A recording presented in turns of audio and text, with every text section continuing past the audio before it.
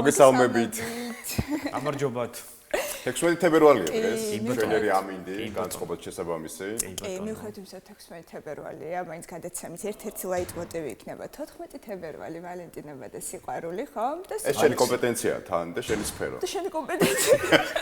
ეს ყველას კომპეტენცია ეს თემა, რაც ყველას გვაერთიანებს, ამას გარდა ბევრ ყურადსაღებს საკითხზე გავაკეთებთ აქცენტს, ვნახოთ ანონსი.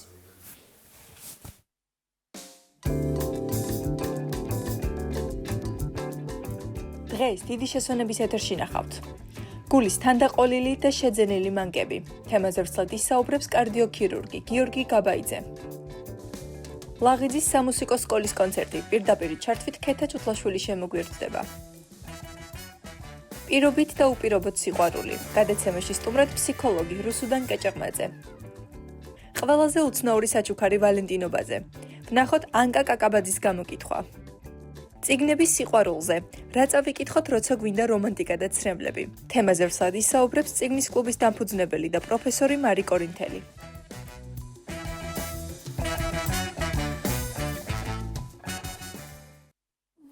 დაუბრუნდით დღეა ეთერში 16 თებერვალს გულის მანკის მსოფლიო დღე აღინიშნება. ეს დღე გვახსენებს, რომ გულის თანდაყოლილი დაავადებები ერთ-ერთი ყველაზე ფართოდ გავრცელებული პათოლოგიებია მსოფლიოში, რომელიც განსაკუთრებით ბავშვებს ეხება.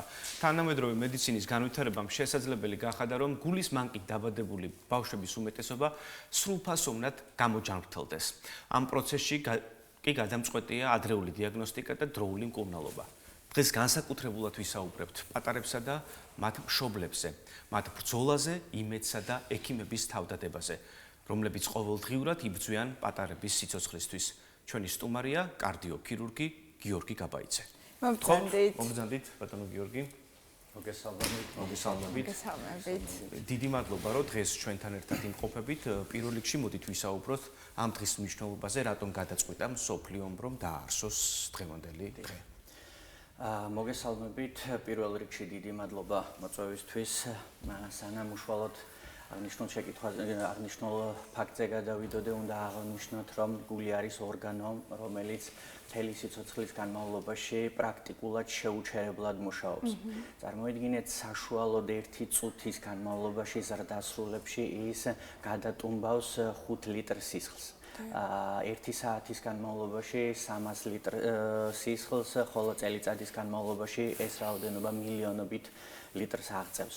გარდა ამისა, უნდა აღნიშნოთ ის, რომ დღე-ღამის განმავლობაში გული 100,000 ჯერ იკუმშება, 100,000 ჯერ ცემს და ეს სიცოცხლის განმავლობაში მილიარდზე მეტ შეკუმშვას უდრის. წარმოიდგინეთ, რამდენად კოლოსალური საქმის, რამდენად კოლოსალური სამუშაოს შესრულება უწევს ამ პატარა ორგანოს ყოველდღიურად. ამიტომ არის, რომ სრულიად ბუნებრივია, როდესაც გულის სტრუქტურაში, განსაკუთრებით ამ შემთხვევაში სარქველებში, ხრელებში, სარქველებს შორის რაიმე პრობლემა ვითარდება, ჩნდება, ეს აბსოლუტურად მთლიან ორგანიზმზე აისახება.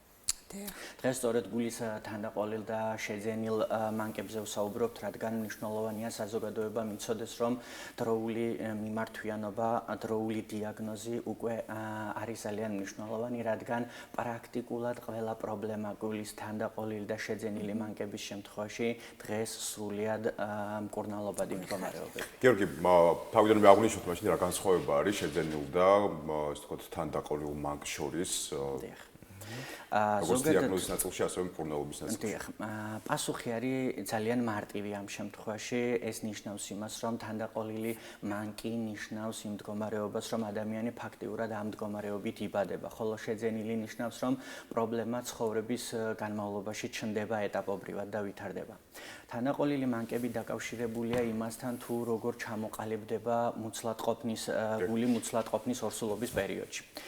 მოგეხსენებათ ნაყოფი, როდესაც ვითარდება, გული არის ძალიან რთული სტრუქტურული ორგანო და ამ სტრუქტურულ ორგანოს ჩამოყალიბების პროცესში ეტაპობრივად ვითარდება სარქველები, კამერები, სისხლის ნაკადები და ამ მდგომარეობის დროს, ამ მიმართულების დროს თუ რაიმე განმაპირობებელი ფაქტორი შეიძლება აღმოჩნდეს, შეიძლება მალევე ჩამოყალიბდეს ანომალური მდგომარეობა. ეს ეხება როგორც გენეტიკურ მიდრეკილებას, წინასწარ განწყობას, ასევე დამოკიდებული არის მშობლებზე და მშობლების ცხოვრების წესზე. წესზე, როგორც ორსულობის მიმდინარეობის შემთხვევაში, ასევე მანამდე მდგომარეობაში. განსაკუთრებით უნდა აღინიშნოს დედის მიერ თამბაქოს და ალკოჰოლის მოხმარება. ეს მინდა რომ გითხოთ, იმიტომ რომ ბოლო დროს მე თავადაც მინახავს ფეხმძიმე ქალი, რომელიც თამბაქოს მოიხმარს.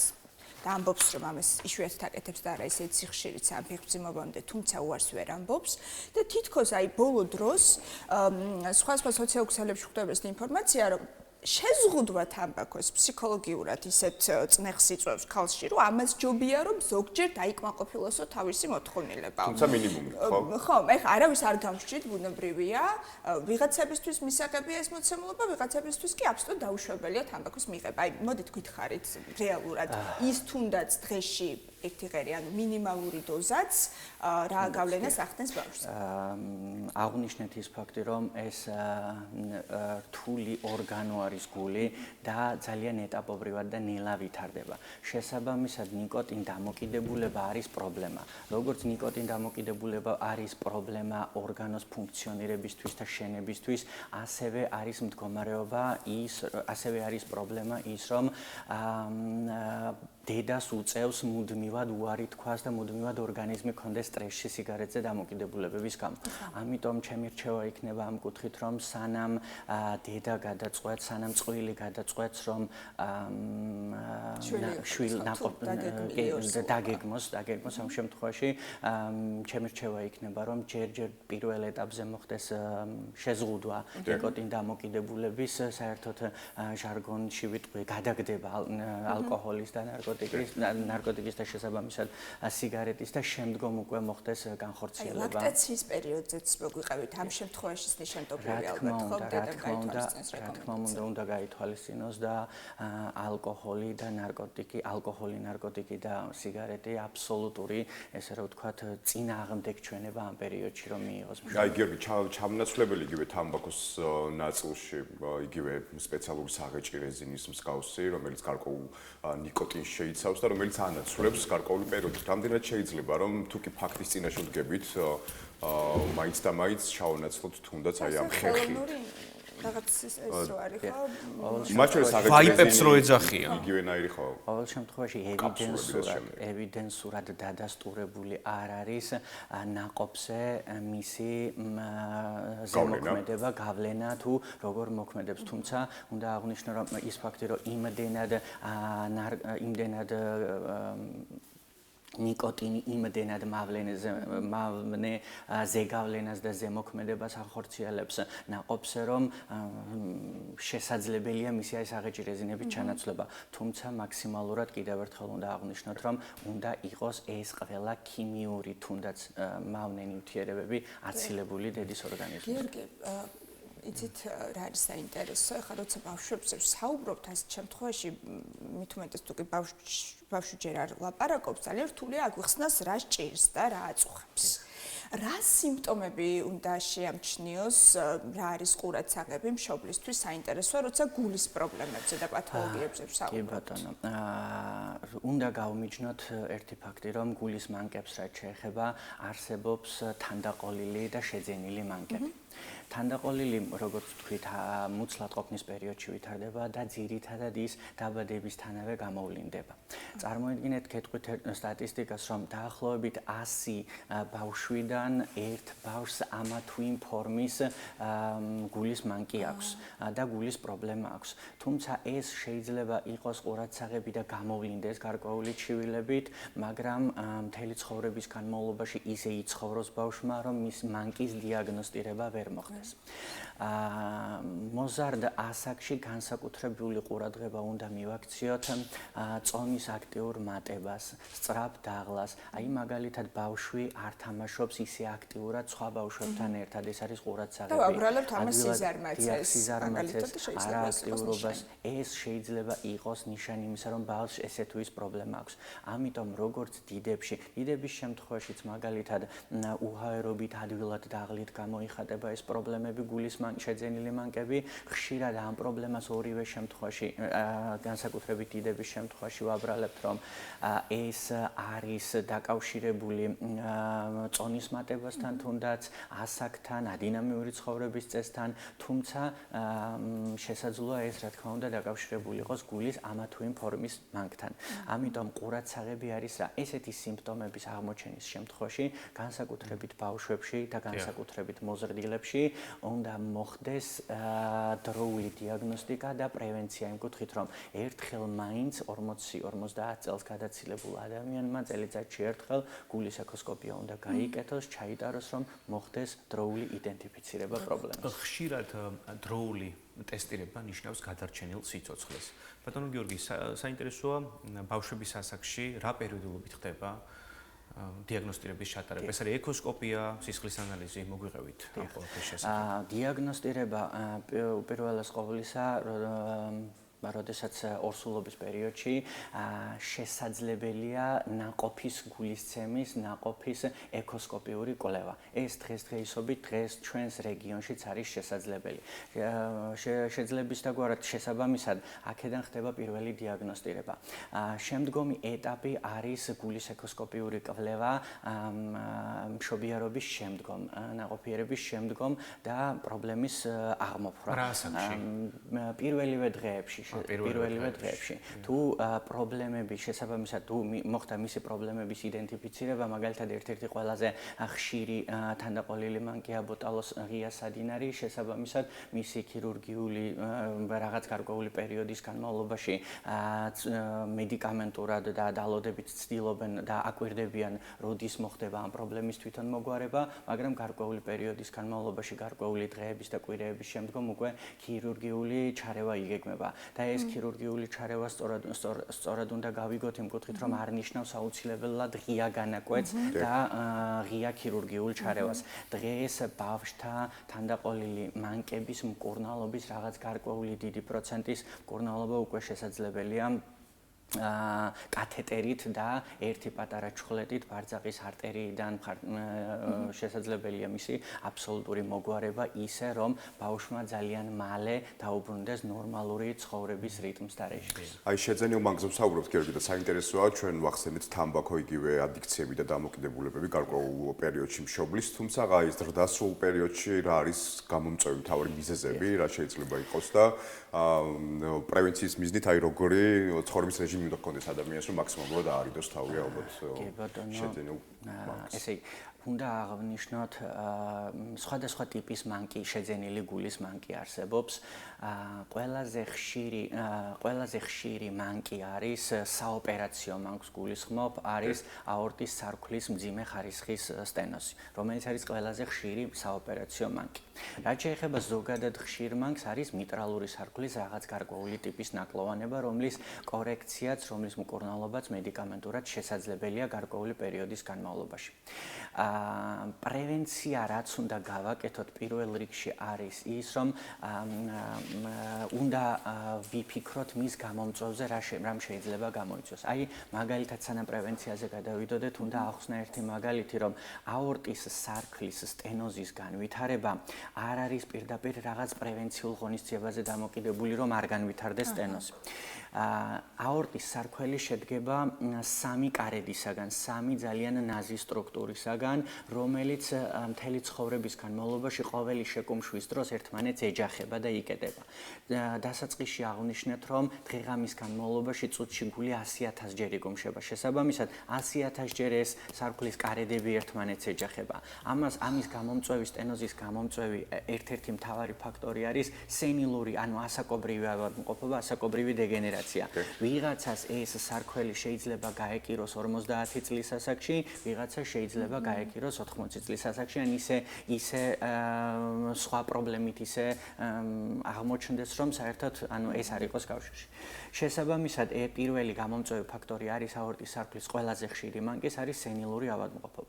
მეორე ყველაზე ხშირი გამომწვევი არის განსაკუთრებით ჩვენს რეგიონში რევმატოიდული დაავადება გადატანილი ბავშვობის ასაკში. მაგალითად, ბავშვთან ერთი ჩვეულებრივი ანგინა, ანთება, ანგინამაც შეიძლება გამოიწვიოს ის, რომ ამ სტრეპტოკოკულმა ინფექციამ ასაკში უკვე სარქლის დაზიანება გამოიწვიოს, ამიტომ არის ძალიან მნიშვნელოვანი, რომ ბავშვებში დროული და სწორი მკურნალობა მოხდეს ეგრეთ წოდებული ანგინის. და მესამე ყველაზე ხშირი გამომწვევი ამ სარქლის პრობლემის თანდაყოლილი მანკი, რომელსაც აორტის სარქლის თანდაყოლილი მანკი, რომელსაც ბიკუსპიდურ აორტის სარქველს უწოდებთ, ანუ არა სამი კარედისგან შემადგენელი სარქველი, არამედ უკვე ორი სარქველისგან, ორკარადა სარქველი, რომელიც არის თანდაყოლილი პრობლემა, მაგრამ არ გამოვლინდა ბავშვობის ასაკში. შესაბამისად, ესეთი სარქველები გაცილებით მალე იკირება, გაცილებით მალე ქმნის პრობლემას და ასე შემდგომ. შემდგომი ყველაზე ხშირი მიზეზი არის ინფექცია, ასევე არის არტერიული ჰიპერტენზიასთან დაკავშირებული პრობლემები. ამიტომ ჩვენი მთავარი დაბალწნევას გულისხმობთ თუ მაღალწნევას გულისხმობთ. ჩვენი მთავარი, ანუ ექიმების სანამ უშუალოდ პრობლემამ შეიძლება გამოიწვიოს გულის ინფექციამ, ბაქტერიამ, გაციებამ, ანგინამ. ერთი ფაქტი უნდა აღვნიშნო კიდევ ერთხელ, რომ ამის პრევენციული ღონისძიება არის რა, რომ ჯანმრთელი ცხოვრების წესი, წონაში ნორმალური ჯანმრთელი წონის კონტროლი, ასევე მნიშვნელოვანია ის, რომ ჩვენი გული არ მუშაობდეს მუდმივად დატვირთვის რეჟიმში. დატვირთვის რეჟიმი გულისთვის რა არის? იმაზე მეტჯერ იკუმშება გული, ვიდრე უნდა იკუმშებოდეს, მაგალითად მუდმივად ტაქიკარდიულ რეჟიმში კუმშვადობა და ასევე მაღალი არტერიული წნევა, ანუ ნორმის შემთხვევაში, როცა არის 120-80 წნევა, ეს არის მისთვის ოპტიმალური ვარიანტი.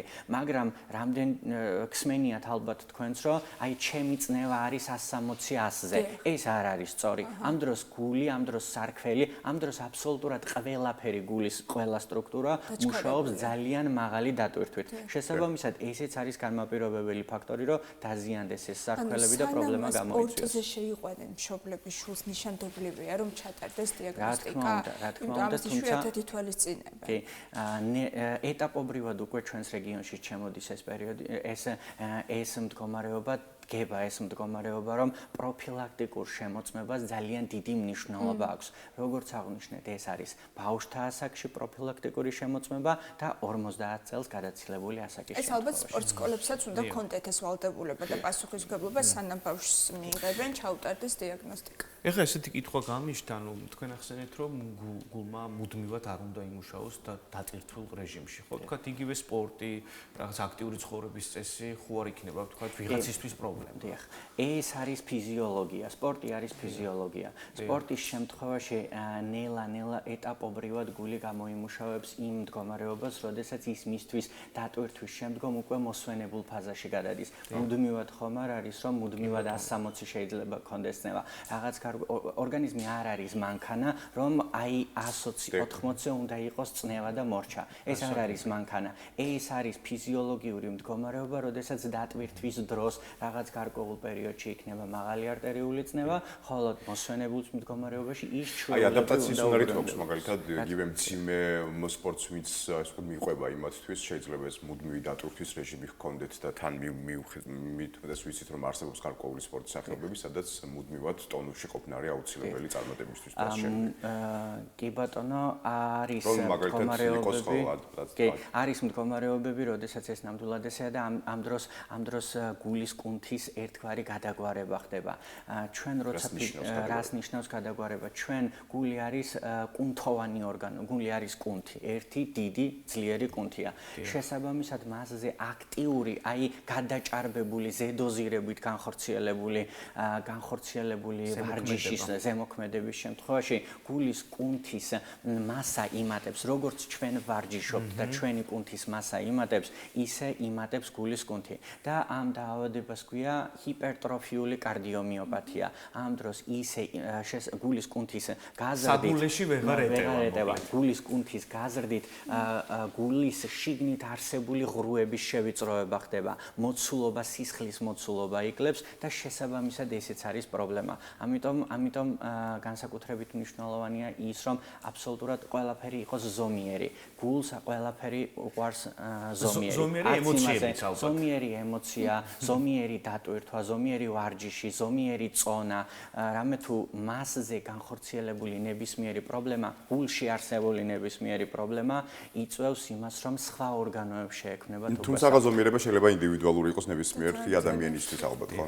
ბატონ გიორგი, მე მაინც მინდა ბოლოს კითხოთ, რას ეტყოდით იმ ადამიანებს, ვინც ასეთი დიაგნოზით ეხლა თვალყურს გადევნებენ, მათ მშობლებს, პატარებს, ან თუნდაც ზრდასრულ ადამიანებს რა რჩევას მისცემდით საინტერესოა ტელეეთერის საშუალებით? არის თუ არა ეს დიაგნოზი და შესაძლებელია თუ არა ცხოვრება გულის მანქთან ერთად? გულის მანკი უნდა აღვნიშნოთ და ხმამაღლა დავაფიქსირო ეს აზრი, რომ გულის მანკი აღარ არის განაჩენი დღეს. რამოდენიმე 10 წლევ დაახლოებით 15-20 წლის უკან თუ ესეც თუნდაც ახალშობილებს და ბავშვებს და თუნდაც ასაკიანებს ხანში შესულებს შეძენილი მანკების შემთხვევაში უწევდათ სხვა ქვეყანაში წასვლა და მკურნალობა, დღეს უკვე ჩვენს რეგიონში არის შესაძლებელი.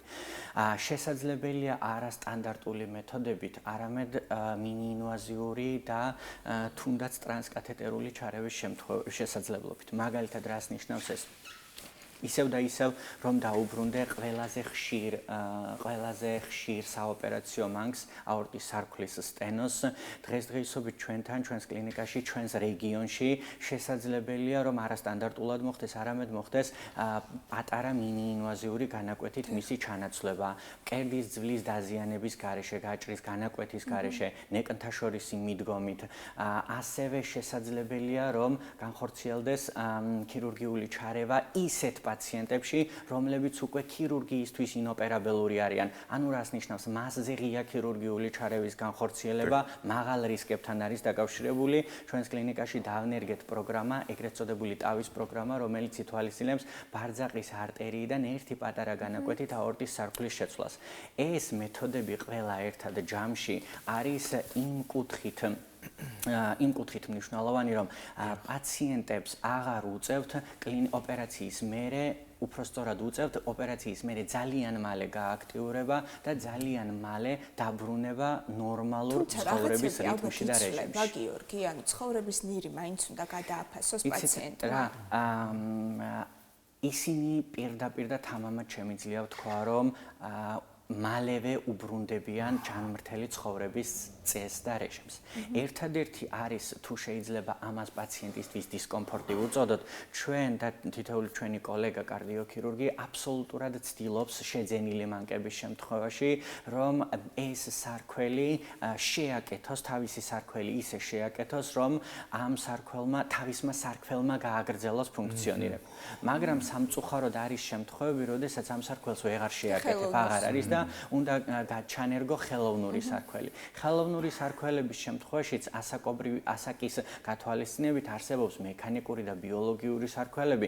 ბიოლოგიური სარქველების შემთხვევაში თუ მოვლა ფაქტიურად არ ჭირდება ამ სარქველს, მექანიკური სარქველის შემთხვევაში სამწუხაროდ დღესდღეობით უწევთ პაციენტებს ყოველდღიურად მედიკამენტის მიღება და შემდგომ ორ კვირაში ერთხელ ამ სისხლის მედიკამენტის შედეგად გამოწვეული სისხლის გათხელების კონტროლი.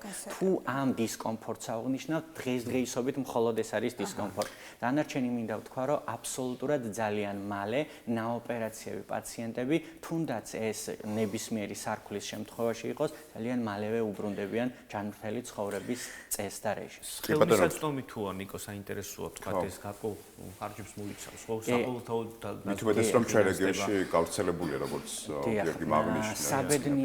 საბედნიეროდ საყოველთაო ჯანდაცვის ამ პროგრამის შემთხვევაში ჩვენს რეგიონში აბსოლუტურად ფარავს. ძირითად ნაწილს პენსიონერების და ასევე არაპენსიონერების შემთხვევაში 90 და 70% სახელმწიფო უფინანსებს, ხოლო დანარჩენ 30 და 10%-ს აჭარის ჯანდაცვის სამინისტრო აბსოლუტურად უფინანსებს. ფაქტიურად არაფრის გარდა მედიკამენტების ამბულატორიულ ნაწილში მიღებისა პაციენტებს ფაქტიურად არ უწევთ არანაირი დანახარჯი და არ აქვს არანაირი. უნდა გაჟღერდეს ჩვენი ეთერი. დამაიმედებელი პროგნოზია. დიდი მადლობა კარდიოქირურგ გიორგი გაბაიძეს მასპინძლობდით. მადლობა გემშვიდობებით. დიდი მადლობა.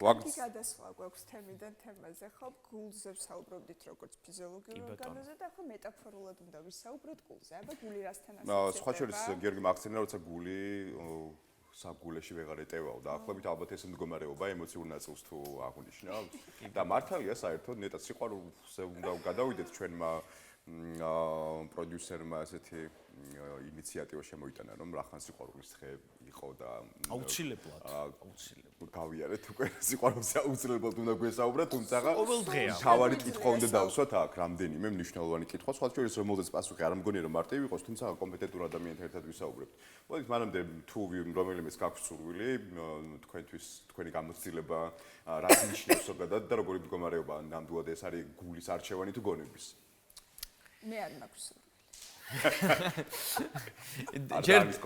ჯერ დრო არ დამდგარა. როცა ანი ილაპარაკებს ამ თემაზე, ის უკვე შეყვარებული იქნება უყურებამდე და შესაბამისად სხვა ემოციებს გაგვიზიარებს. თავარი კითხვა რაც დღეს გაგუჩნდება, ეს არის ის სიყვარული არის უპირობო თუ მაინც გარკვეული პირობა არსებობს და როგორი სახის სიყვარული არის უფრო ხანგრძლივი. მე იმ ადამიანთა რიცხვს მივეკუთვნები, რომელსაც გონია რომ გარკვეული პირობები თავიდანვე უნდა არსებობდეს და ხო, მაგრამ ეს ნამდვილი სიყვარული ადამიანიც და ემოციაც და გარემოც. კარგად შეფუთული კონტრაქტი, როდესაც პირობებს ვაყენებთ ურთიერთობაში. ხო და შენ რომ უპირობო სიყვარული გონია, იქნება ადიქცია და ობსესია და არ არის სიყვარული. ან იქნებ შეიძლება ესეც ვივარაუდოთ რომ დაბალი თვითშეფასების შენიღბული ფორმა. შეიძლება. მოდი წარვადგინოთ ჩვენი სტუმარი, რომელიც მეტად კომპეტენტურად ისაუბრებს თემაზე, რუსუდან კეჭეყმაძე, ფსიქოლოგი. ხალბატონ რუსუდან მოგბრძანდით. მოგბრძანდით, გამარჯობა. დღეს ვისაუბრებთ ხალბატონ რუსუდანთან. გესალმებით. არჩეულებრივად გამოიყურებით და ჩვენ ყოველთვის ესე ემთხვევა სიყვარულზე როცა ვსაუბრობთ ხალბატონ რუსუდანს ვეპატიჟებით ჩვენთან. რამდენიც არ უნდა ვისაუბროთ, მაინც ამოუწურავი საკითხია. მე მაინტერესებს, მე ზოგადად მგონია რომ კონსუმერები ვართ საბოლოო ჯამში ადამიანები რა, რაღაცას ვეძებთ ყოველთვის სარგებელს ყველაფერში. ასე მგონია, ასე ვფიქრობ. საერთოდ შეგვიძლია? აი, ძალიან ძინარკვამი იყო, ზაღა გასაგებია. ცუდი არის რეალისტური ჩემი აზრი იყო. შეგვიძლია საერთოდ უპირობო სიყვარული თუ ნებისმიერ შემთხვევაში თუნდაც ის უპირობოც რაღაც მომენტში პირობითია. გააჩნია როგორ დავსვამთ კითხვას. რას გულისხმობთ ჩვენ პირობით სიყვარულში?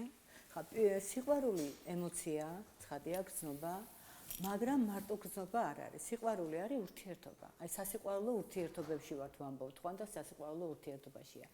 და თუ ამ შემთხვევაში აი ამას თუ ვიგულისხმოთ პირობაში, ასეთ შემთხვევაში უნდა ვთქვათ, რომ პირობითია იმ გაგებით, რომ ნებისმიერ ურთიერთობაში აუცილებელია ერთმანეთის პატივისცემა, აუცილებელია ერთმანეთის საზღვრების დაცვა და ერთმანეთზე ზრუნვა. თუ ამ პირობას ვიგულისხმებთ, მაშინ შეგვიძლია ვთქვათ, რომ პირობითია.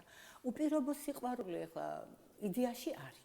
შეიძლება უპირობო უწოდოთ შობლის სიყვარულს შვილის მიმართ. ესეც უპირობოა, თუ რაღაც მომენტში ქვეცნობერში, იგივე დედის და შვილის ურთიერთობაში, ეს არის ესე ზოგადად ცნობილი უპირობო სიყვარული. იქნებ ქვეცნობერში მაინც რაღაც პირობა არსებობს, თუნდაც ის რომ ის დედაა და ის შვილი.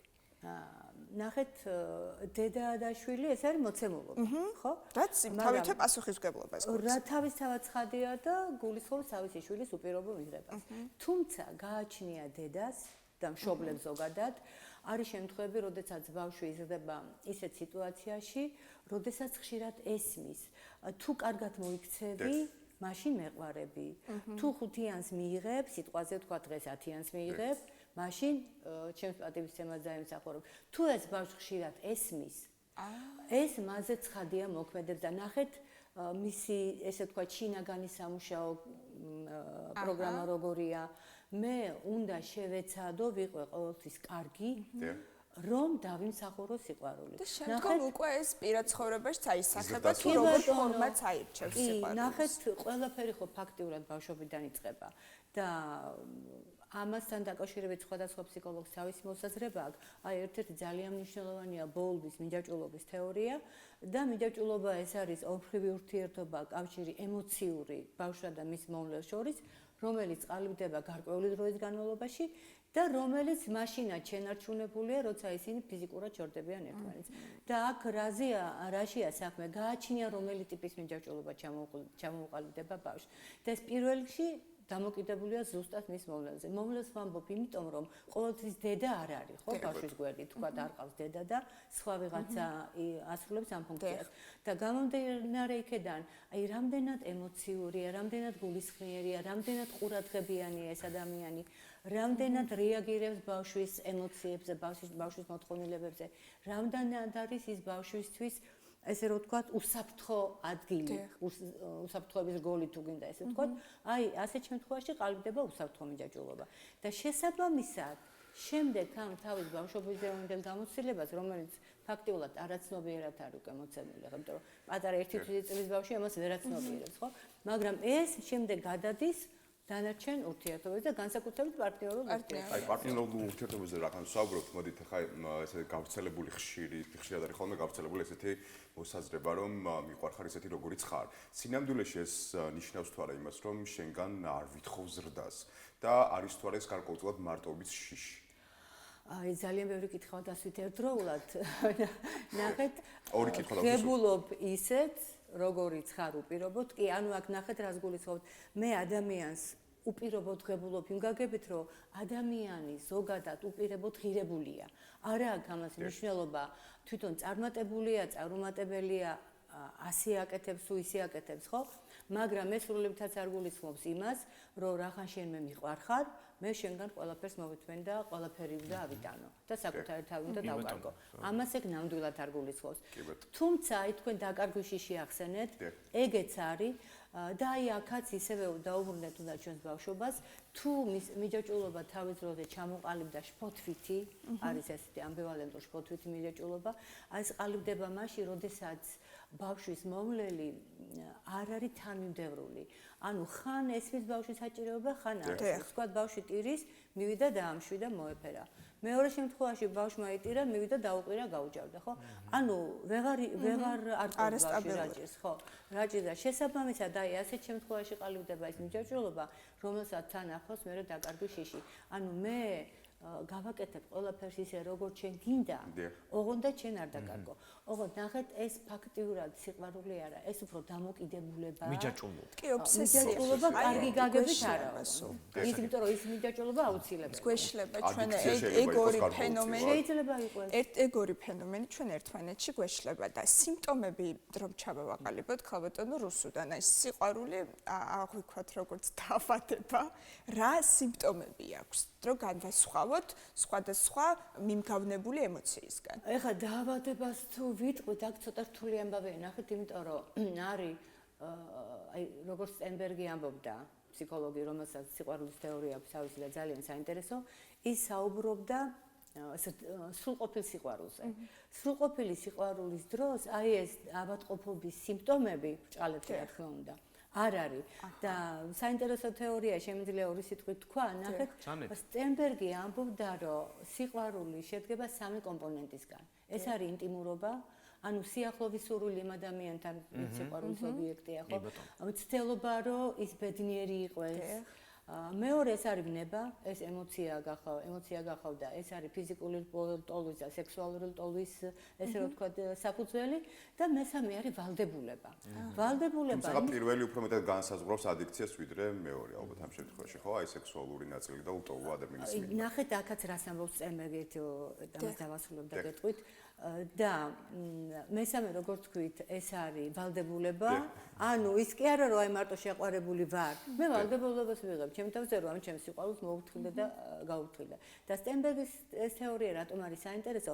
გააჩნია რომელი კომპონენტია სახეზე. თუ სამივე ეს არის სრულყოფილი სიყვარული, მაგრამ თუ არის მაგალითად მხოლოდ ვნება. ეს არის ესე რომ ვთქვათ, როგორ ვთქვი, ბრმა სიყვარული. არც სიახლოვე ახლავს, ანუ ობსესია შეგვიძლია ამას უწოდოთ. ქალბატონ რუსუდან. ობსესია კიდე ცოტა სხვა. იცით რა მინდა კითხვა? რამდენი შრე არის? აი თქვენ ჩამოთვალეთ გარკვეული მიმდინარეობები და მე მაინტერესებს რას ნიშნავს იყო ყურებამდე შეყვარებული. მოდით განვმარტოთ ღია ეთერში. ხო, ყურებამდე შეყვარებული, სიყვარულით თავი აქვს დაკარგული და ასე შემდეგ, ეს სიტუაცია გამოხატავს აი იმ მდგომარეობას, როდესაც ადამიანი შეხვდა თავის სიყვარულის ობიექტს და ხედავს, რომ ეს არის მისთვის ყველაფერი. ხო? არაფერი აღარ ახსოვს, ეს სიყვარულის საწყისი ეტაპია სხვათა შორის. ერთხელ ჩვენ ვახსენეთ კიდევ აი დოფამინთან არის ძალიან მჭიდრო კავშირი და სხვა ყველაფერი რო გვავიწყდება ამ დროს. ოღონდ რამდენხანს გასტანს ახლა ეს ამაში? აი დღეს რო იტყვიან, ადრესაუბრობდნენ ყურებამდე შეყვარებული ვარო. დღეს მსმენის ჩემი ქრაშია. დაახლოებით იგივეა, შეიძლება ეს ახალი ტერმინია. ხო, ახალი ტერმინი. ჩემი ქრაში. დავიქრაშე. ქრაში. აი ქრაში ალბათ რომ მსუბუქი ფორმაა. ხათ კარგად არ მესმის ისე რო თქვა და ჩვენ არ გვესმის. ადამიანი რომელმაც მომნუსხა. გამიტაცა ხო? ხო, აი მომნუსხა და გამიტაცა ეს ერთია, შეიძლება გატაცებული ვიყო, მაგრამ ეს არ იყო სიყვარული. ვერ ხდებოდა, ხო? იმიტომ რომ გატაცება, სიყვარულია. აი გატაცების დროს ზოგჯერ არ არის ზუსტად ის ვალდებულება. რაც გვაქვს კიდე ძალიან საინტერესოა სიყვარულის თეორიაზე ლაპარაკობს ზიგ რუბინი, მასაც 3 კომპონენტი შემოაქვს. აი რაღაცით გავს წემბექს ერთ მახასიათებელში განსხვავება. ისიც საუბრობს სიახლოვეზე ან ინტიმურობაზე, ისიც საუბრობს ნებაზე, მაგრამ ვალდებულების მაგერ მას შემოაქვს ზრუნვა. ანუ სიყვარული ეს არის ზრუნვა. მეორე ადამიანზე, ანუ ვინც შენ პარტნიორს. ქალბატონ რუსუდან, დღეს ადამიანები, როგორც ქალბატონები, ასევე მამაკაცები, ალბათ დრო მოიტანა, ცხოვრება მოიტანა, როდესაც გადაწყვეტილებას იღებენ გონებით. თითქოს სადღაც გაქრა აი ეს გული, რომანტიკა და რაღაც გარკვეული დოზით მატერიალურ კეთილდღეობას უკავშირებენ ოჯახის შექმნას. განსაკუთრებით მოდი თქვათ ქალბატონები. აი რა უნდა ქნას ადამიანმა, როდესაც ის გარკვეული არჩევანის წინაშე დგება, მას თქვათ საზოგადოება, ოჯახი აიძულებს, რომ მან მიიღოს რაღაც გადაწყვეტილება გონებით, პრაქტიკული თვალსაზრისით, არადა ის არის დაქრაშული, ყურებამდეა შეყვარებული და მას არ უნდა უღალატოს თავის გულის პრინციპებს. მოდით გითხარით ამ დროს რა ხდება ქალბატონის ან მეგონი წინა საუკუნეებში უფრო იყო ეს პრაქტიკა ვიდრე ეხლა ყოველთვის არის. მოდ მოусმინოთ ქალბატონს. აი აპანში რო ინიშნებოდნენ ქალბატონები მაგალითად. და როგორ ამარტივებდა საკითხს. რაღაც მომენტში ამარტივებდა. მოგვარებული, დაალაგებული და მით უმეტეს ეხლა ჩვენ ბოლოს და ბოლოს მაჭანკალის ინსტიტუტი გვაქვს. საინტერესოა. ხო, ნახეთ ახლა ოჯახი შექმნა ცოტა სხვა რამაა. რას ფიქრობთ და თქვენი გული რას გეუბნებათ? ხა, ჩემი გული მეუბნება იმას, რომ სანამ ოჯახი შექმნას გადაწყვეტ, უნდა დაუფიქრდე შენს თავს კარგად, ის ადამიანი ნამდვილად გიყვარს თუ არა. აჰა. ანუ ნახეთ, იმიტომ რომ როდესაც არის ნამდვილად, აი რასაც სტენბერგი გულისხმობდა, სრულყოფილი სიყვარული, იქ არის პატივისცემაც, იქ არის პასუხისმგებლობას, იქ არის ზრუნვაც, იქ არის სიახლოვე და ასეთ შემთხვევაში დაუცილებლად ლტოლვაც, რომელიც ერთ-ერთი მთავარი კომპონენტია. თავისთავად ცხადია, თუმცა ზოგჯერ ლტოლვა არის მხოლოდ დანარჩენი არ ახსოვს, მაგრამ აქ ბუნებრივია ჩვენ ხა ადამიანურ სიყვარულზე საუბრობთ, ხო? და ამის გარეშე შეუძლებელია ქალისა და მამაკაცის სიყვარულზე როცა ლაპარაკი. მაგრამ აი ეს მომენტია, როდესაც ეს სამივე არის, თუ ნამდვილად არის ოღონდ. ნახეთ ქალბატონო რუსუდან ზოგადად შესაძლებელია თუ არა საკუთარი თავის სიყვარულის გარეშე შევიყვაროთ სხვა ადამიანი. საკუთარი თავის სიყვარული არის როგორ გითხრათ მთავარი და საწყისი, აუცილებელი. ნახეთ, იყო პერიოდი, როდესაც ჩვენ გვზრდიდნენ იმ აზრით, რომ შენ საკუთარ თავზე კი არ უნდა ფიქრობდე, საკუთარი თავი კი არ უნდა გიყვარდეს, მაშინ ეგოისტი ხარ, ეს სხვაზე, სხვებზე. ეს არასწორია, იმიტომ რომ შენ თუ შენი თავი არ გიყვარს, მაშინ სხვებსაც ვერ შეიყვარ. თუ არ ზრუნავ საკუთარ თავზე ვერც ბუნებრივია და ეხლა გამახსენდა თქვენი კითხვის მეორე ნაწილი, ხო? თუ ეს პარტნიორიო განვითარებაში უშლის ხელს, რაღაც მსგავსი.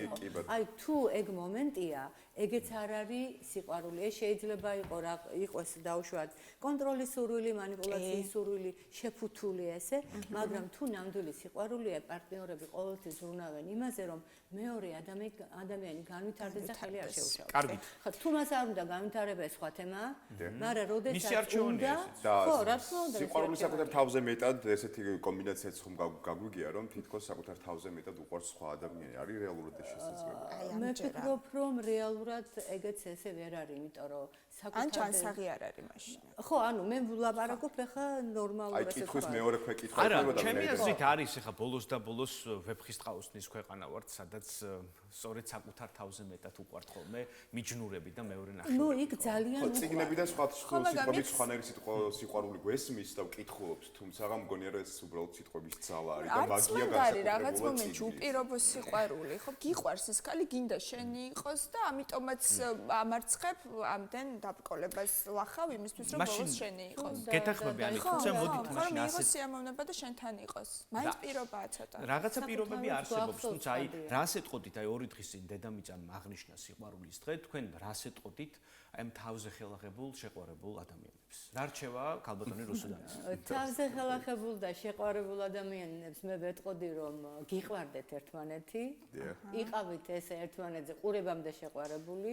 იყავით თავდავიწყებამდე შეყვარებული, ოღონდ ნუ დაიწყებთ ერთმანეთის კონტროლს, ერთმანეთისგან გრძნობებით манипуляციას და რაც ხშირად ხდება, როდესაც ქორწინდებიან შემდეგ ერთმანეთის გადაკეთებას.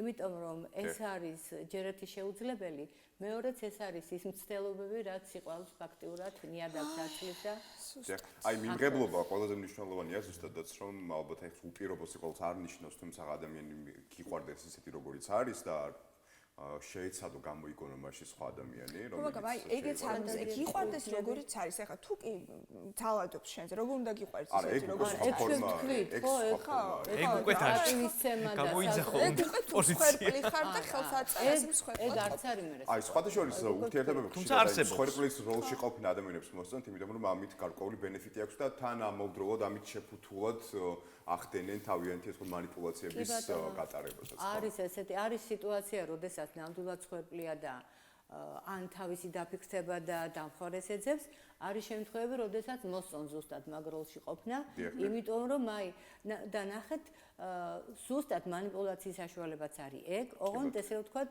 ჩუმი და პასიური ხო, შეფუთული ესე რომ აი მე რა საწყალე ვარ, მე რა უბედური ვარ. და ამ დროს რო გინდა რომ შესთავაზო ვარიანტი, საიდანაც შეიძლება გამოვიდეს, ой, არა, მე მაგას როგორ ვიზამ, ხო? იმიტომ რომ ნახეთ, მსხვერპლის როლიდან რომ გამოვიდეს, საჭიროა ამისთვის გააქტიურება და თავის შეწუხება, ესე რომ ვთქვათ, ხო? მისი მხრიდან აქტიურობა და ასე ლანგრით არავინ არაფერს არ მიაქვს. მით უმეტეს თუ ეს მსხვერპლის როლი ადამიანისთვის კომფორტის ზონა არის, იქიდან გამოსვლა მით უმეტეს არ სჭირდება და ალბათ არ უნდა. მასეთ შემთხვევაში კი და არიან, ამიტომ და შევინდოთ გზნობენ თავს. კი ბატონო, აი სიყვარულთან გული რატომ ასოცირდება მაინც და მაინც, ნამდვილად ეს გულის არჩევანი თგონების და საერთოდ რა მოცემულობაა ეს? მით უმეტეს რომ ვიცით რომ გულს არ შეუძლია, ხო? გარკვეული არჩევანი გააკეთოს. კი, გულთან გეთახმებით, ნამდვილად გულთან ასოცირდება, აი რო კითხოთ ახლა ვთქვათ 10 ადამიანი გააჩეროთ, ხო? და სიყვარულის ცენტრი სად არის, რომელ ორგანოშია? ხო, აი გულით მიყვარხარ. ძალიან დიდი ალბათობით, ალბათ 9 ადამიანი იტყვის რომ გულია. სინამდვილეში ემოცია სიყვარული და ისევე როგორც ნებისმიერ სხვა ემოციას მართავს ჩვენი ტვინი. უბრალოდ გული ჩქარდება ხოლმე. ოღონდ ნახეთ მე აი რა უცნაური ფენომენია, ხო? ანუ, როდესაც თქვა ხედავ იმ ადამიანს, რომელიც მომწონს და რაღაცა პირველად დუნგ. აი, გულზე და რაღაცა გულზე გული არ უტყამს. მიჩქარდება და ამიტომ ვთვლით რომ ეს არის. თუმცა ახლა ემოცია ეგეც და როგორც ვთქვით, ფაქტიურად ტვინი გააკონტროლებს ჩვენ ყველა. ოღონდ მარტო ტვინი და მარტო ჰორმონებიც არ არის ცხადია, ხო? ეს არის დამოკიდებულება, იმიტომ რომ რატო ხდება რომ ვიღაცა გამოვარჩიე ერთი და მის მიმართ მაგ ეს განცდები და არა ნებისმიერის მიმართ, ხო? ანუ არის რაღაცა კიდე აი შეიძლება ზუსტად ის რაღაც უხილავი ძაფები, რომელსაც ვერც ვაცნობიერებთ, ვერც ვაკონკრეტებთ რა არის. რომელსაც ვერც ფსიქოლოგია აღწერს, ვერც ლიტერატურა, ვერც კინემატოგრაფი. ხო, აღწერა შეიძლება, მაგრამ ყველა თავისი კუთხიდან, ისე რომ ამოვწუროთ და აი ეს არის და ერთადერთი, ესე ვთქვათ, ან სწორი პასუხი, ესე რომ ვთქვათ, ამაზე არ ვსვარს ახლა და გადაჭრით ხო, აი გადაჭრით რომ 100-ია, რა თქმა უნდა შეუძლებელი ამბავია. იმიტომ რომ ჯერეთი ყველა ინდივიდუალურია და ყველასთან სხვადასხვანაირად მოდის ეს სიყვარული და სხვადასხვა სახეები და მერე კიდე ადამიანი თვითონ რას ეძახის სიყვარულს, ეგეც საკითხავია. ხო, აი სხვა შორის კითხვაზე როგორ აღწერს ადამიანი ეს თქვა სიყვარულს, ამით გარკვეული ფილტრი შეიძლება მოახდინოთ, ხო? მან გარკვეული ფსიქოტიპაჟიც კი შეიძლება აქვს და манипуляტორია, მსხვერპლია, ადეკვატურია. არა, ნახე თუ შეყვარებულია. არა, როგორ არის მისთვის სიყვარული და როგორ აღწერს სიყვარულს? ხო, აი, როდესაც ვთქვათ, ნუ მე აღწერ სიყვარულს, უკვე მიყვარს და განმიცდია ეს გზნობა, ხა ისე როგორ აღწერაბა, თუ არ ვიცი მე რა იყო ეს. და როცა ამბობს რომ ვაიმე მის დანახვაზე თავრუმ ეხება ლამისა გული მიჩქარდება ჟუანტელი მიulis ენა მებება პირი მიშრება არ ვიცი რა ვთქვა ზოგჯერ შეგვიძლია ვივარავდოთ რომ რაღაც სიყვარულის სენია მიახლოებული. სხვა შორის საკმაოდ საინტერესო მდგომარეობა ეს არ არის საერთოდ. ესე იგი შარშია ეს ადამიანი. ხო, თუმცა ზოგჯერ შარში ყოფნა ძალიან. მაგრამ ძალიან სასიამოვნო შარია მაგითხრა თამთვილად. საწყის ეტაპზე კი. უღრმესი დიდი მადლობა რომ იყავით ჩვენი სტუმარი. გვიყვარს თქვენთან ერთად ამ თემაზე საუბარი. მიუხედავად იმისა, რომ არსებობს მართლაც ის აბსტრაქტული ძაფები, რომელთაც ზღავერად ჩავწოდებით და ვერ ამოხსნა ვერავინამდე საუკუნის განმავლობაში და დარჩება ესე მისტიკურ კავშირად. ძალიან დიდი მადლობა რომ იყავით ჩვენთან ერთად და რომანტიკული განწყობა ფიქრობ შევქმნით. კი ბატონო, და მოდი მაყურებელსაც დავუტოვოთ კითხვა, რას ფიქრობენ ჩვენი მაყურებლები, სიყვარული უნდა იყოს ყველაფრის მიღებით თუ უნდა იყოს გარკვეული საზღვრებით. თქვენი გამოცდილება, თქვენი მოსაზრება გაგვიზიარეთ ჩვენს სოციალურ ქსელში, საინტერესო იქნება. გემშვიდობებით, კალათაროს და სამშვიდობებით. მადლობა დიდი. მადლობა თქვენ. ისე მგონი ძალიან ხშირად ვარ თქვენთან მე. ძალიან სასიამოვნოა. გვიყვარხართ მეტანი და ხომ არა ამიტომ. თქვენს მაყურებელს არა მოგείτε ხელში.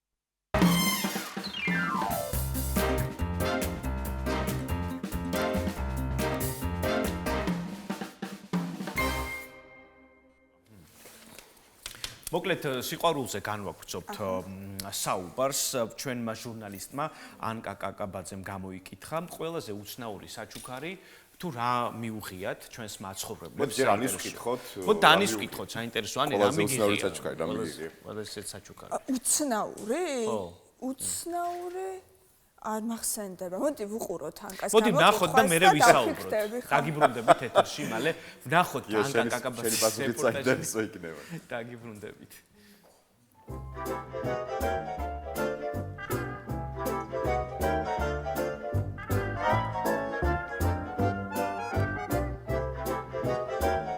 ყველაზე უცნაური საჩუქარი, რაც ვალენტინობის დღეს მიგიღიათ? უცნაური არაფერი, მაგრამ უბრალოდ ყვავილები. ბიჭმა მაჩუქა წინდები იმისით, რომ მიყვარხარო და არ ვიცი მეტი რა გაჩუქო. ყველაზე უცნაური საჩუქარი, რაც ვალენტინობის დღეს მიგიღიათ? გალაქტიონ ტაბიძის კრებული თავის ქალა არტისტული ყვავილებით იგივე გალ ფლუხ ახტისტიკ. წინა სავალენტინოთ აგერ ჩემმა მეუღლემ ცხენი მაჩუქა. მიყიდა და მაჩუქა. ვალენტინობის გასახსენებლად, რა ვიცი, ცხენი არის სიყვარულის, მეგობრობის, ერთგულების და რა ვიცი, ძალიან ბევრი რაღაცის სიმბოლო, რომელიც გამოსახავს იმას, რომ ერთმანეთს უნდა გიყვარდეს. მარტო ცხენი კი არა, ადამიანის ყველას ერთმანეთს უნდა იყურდეს და ყველას კარგი ვალენტინობას გესურვებთ. მე მაჩუქეს ეთრამ ჰარმონიკა. ნუ ჯერჯერობით არ ვიცი დაკვრა, მაგრამ მაინც ვცდილობ, ვსწავლობ. ყველაზე უცნაური საჩუქარი, რაც ვალენტინობაზე მიგიღიათ? ვალენტინობას საჩუქარს ერთოდ არ ვიმიღია ბოდიში. გაიგა. ჩემი სახის ბრელოკი. ასეთი შემთხვევა არ მქონია. მითხარით, აბა. თქვენი ყველაზე უცნაური საჩუქარი. წავით. მიმატოვა. დიდი მადლობა ანკას ასეთი გამოკითხვისთვის. მე მინდა მაყურებელს დაუტოვო შეკითხვა, თქვენ რა საჩუქარი მიგიღიათ სიყვარულის დღესთან დაკავშირებით, მოგწერეთ კომენტარებში. კი ბატონო. კარგი, მოკლედ ბოლოსთვის ეს რა იყო, კარგი. ბოლოსთვის მოვიტოვოთ. მე მივხვდი რომ შენ ვერ ჩამოყალიბდი ყველაზე უცნაურ საჩუქარზე, რომელიც მიგიღია სიყვარულთან დაკავშირებით. მე იმიტომ რომ ადეკვატური საჩუქრები მიმიღია ჯერჯერობით, უცნაური არაფერი მიმიღია. თქვენ ნიკო? სხვა შორის მეც ადეკვატური უცნაური არაფერი არ მახსენდება. ყველა თავისებურად სიმბოლური იყო და ასე კაკიდან გამომდინარე მნიშვნელოვანი. სანამ სიყვარულის შემდეგ განშტოებაზე გადავალთ, რომელსაც ანი გაგვიხოს, მაინტერესებს რას ფიქრობ ანი, სიყვარულს რა ფერი აქვს? სიყვარული ჩემი აზრით არის თეთრი და თეთრზე შეგიძლია უკვე რა ფერებითაც გინდა იმ ფერებით დახატო რა ბრძნული პასუხი გაის ამომიჭერით და გავავწო. ესე იგი მეგობრებო, ბოლო დროს ძალიან აქტიურად საუბრობენ ემილი ბრონტეს ნამუშევრის ქარიშხლიანი უღელტეხილის ახალ ეკრანიზაციაზე. ჯეიკობ ელორდი და მარგო რობი განასახიერებენ მთავარ პერსონაჟებს. ძალიან კონტროვერსიულია გამოხმაურება ამ ფილმის შესახებ. მე ჯერ არ მინახავს და ჩემს კონკრეტულ აზრს ვერ გეტყვით, თუმცა აი, ყველა საინტერესო რეცენზია რაც წავიკითხე, იყო ის, რომ ვიღაცა წერდა, ახლა უკვე ჩვენ გვაქვს სოციალური ქსელები და შეგვიძლია ეგრეთ წოდებული rilsები დავათვალიეროთ უსაქმურობის ჟამსო და ადრე როცა ამის საშუალება არ იყო, ბულვარულ რომანებს ვკითხულობდით თუ აი სასიყვარულო დაბალი ხარისხის ცოტათი ეროტიკული კონტექსტის წიგნებსო რა. ეს ფილმი ჩემთვის არის სწორედ ბულვარული რომანის ტოლფასიო ასეთი რაღაცა განაცხადა ამ ადამიანმა და ვფიქრობ რომ ეს არის უკვე ნიშანი იმის რომ განხილული არიან ის ადამიანები რომელთაც უყვართ ეს ნაწარმოები ემილი ბრონტეს ნაწარმოები. შენი საყვარელი ფილმი სიყვარულზე რომელია საინტერესოა? ჩემს საყვარელ ფილმს სიყვარულზე ცოტა ხანში გაგიზიარებთ და რადგან წიგნზე ვსაუბრობთ ემილი ბრონტეზე, წარუადგინოთ ჩვენი სტუმარი, ჩვენი კოლეგა წიგნის კლუბის დამაარსებელი მარი კორინთელი. ხო, პრინციპში არის დღეები, როდესაც რაღაცნაირად განსაკუთრებულად გვინდა ხოლმე, რომ აი წიგნებში როგორი სიყვარულიც არის, კიდევ ერთხელ გავიხსენოთ და რომელიც რაღაცნაირად კიდევ ერთხელ გვახსენებს იმას, რომ გული ისევ გვიცემს და ეს რომანტიკა არის ძალიან მნიშვნელოვანი და ხშირად ვაკეთებთ ხოლმე არჩევანს ისეთ რომანებზე, რომელიც არც მეტი არც ნაკლები გვატირებს კიდეც და პირველი კითხვა იქნებოდა ესეთი, რატომ გვინდა ხოლმე ხანდახან წიგნი, რომელიც ასეთ მძაფრ ემოციას იწვევს ჩვენში, ეს შეიძლება იყოს რეალურად იმ ემოციების ნაკლებობა რეალურ ცხოვრებაში, რასაც წიგნებიდან ვიღებთ, როგორ ფიქრობ მარიამ? კი, რატომაც არა, შეიძლება ასეც იყოს, რაღაცის დანაკლისს ვივსებდეთ წიგნებიდან. ერთი მხრივ ცოტა ისეთით საფრთხეს ვერ დავარქმევდი, მაგრამ ცოტა ხო, შეიძლება სახიფათო ამბავიც იყოს, მაგალითად მოზარდობის ბავშვობის ასაკში, თუ კი ძალიან ბევრ რომანტიკულად ამაღლებულ სიყვარულზე კითხულობ, მე რაღაც კონკრეტული მოდელი გიყალიბდება თავში ურთიერთობის, სტერეოტიპული საკმაოდ დიახ, რომ აი აუცილებლად ასეთი უნდა იყოს სიყვარული და მაინც რაღაც ინდივიდუალური განვითარება გამოირიცხებოდეს. ხო, საფრთხე ცოტა ისეთი ნათქვამია, შეიძლება საფრთხე შეიცავდეს, მაგრამ ხო, თუ კი ბრმად კითხულობ, არ უღრმავდები, ვთქვათ, გაკვეთილს არ სწავლობ, შესაძლოა. თუმცა მძაფრმა ემოციამ შეიძლება გამოიწვიოს ისიც, რომ შეადარო შემდეგ რეალურ ცხოვრებაში ის ემოციური სიმძაფრე, წიგნის სიმძაფრეს და გარკვეული გაცნობაც ჰქონდეს ხო ადამიანს. ხო, ასეც შეიძლება კი, თუმცა მოდი ისიც ვთქვათ. შეიძლება დასვა და ამან შეიძლება კი, თუმცა რა ვიცი, რამდენად საჭიროა ცხოვრებაში ეს შექსპირული ბნებები, ეგეც ალბათ ცალკე საკითხია. გვინდა მე რაღაც მომენტში აი ემილი ბრონტეზე ვისაუბროთ, მოდი, მაგრამ ასე დავიწყოთ. ქარიშხანი უღელტეხილი ვახსენეთ, რა დამოკიდებულება გაქვს ზოგადად ამ ნაწარმოების მიმართ? არის ეს იმ რაღაც აღმატებულ სიყვარულზე თუ ძალიან რეალისტურია რაღაც მომენტში და გულსატკენია სწორედ მისი რეალიზმის გამო და არა ილუზორული? ეს ჩემი ერთ-ერთი უსაყვარლესი კლასიკური ტექსტია, აქედან დავიწყებ, ვაღმერთებ ამ წიგნს, ძალიან მიყვარს და სიყვარულზე საუბარი ამ წიგნთან მიმართებაში არც კი მიმაჩნია სწორად, იმიტომ რომ ამ წიგნში ალბათ ყველაფერია გარდა ისეთი სიყვარულისა, როგორცაც ჩვენ ვთქვათ სიყვარულს ვეძახით. შექსპირი რო ვახსენეთ, ხო? თუმცა ლაშქარად საკმაოდ დიდი ბნება არის, რომელიც სიყვარულის ერთ-ერთი თავი კომპონენტია. დიახ, აი როგორ გითხრათ, ეს არ არის სასიყვარულო რომანი, მოდი ასე ვთქვათ, ეს არ არის რომანტიკული წიგნი და ვთქვათ, თუ კი სასიყვარულო განცდებს ეძებ, მაშინ ეს ძალიან ცუდი არჩევანია ამ წიგნის წაკითხვა მაგ მიზნით, იმიტომ რომ ეს არის პირველ რიგში გოტიკური რომანი, რაც თავისთავად გულისხმობს, რომ ძალიან შაუბნელი წიგნია, ატმოსფეროც შაუბნელია, პერსონაჟები შაუბნელები არიან და ის გრძნობები, რომელიც ამ წიგნში აღწერილი, ძალიან შორს დგას სიყვარულისგან. საერთოდ ამ წიგნში არავინ არავის ეუბნება, მე შენ მიყვარხარ, მე რაღაცა შენთან ერთად ვიცხოვრებდი.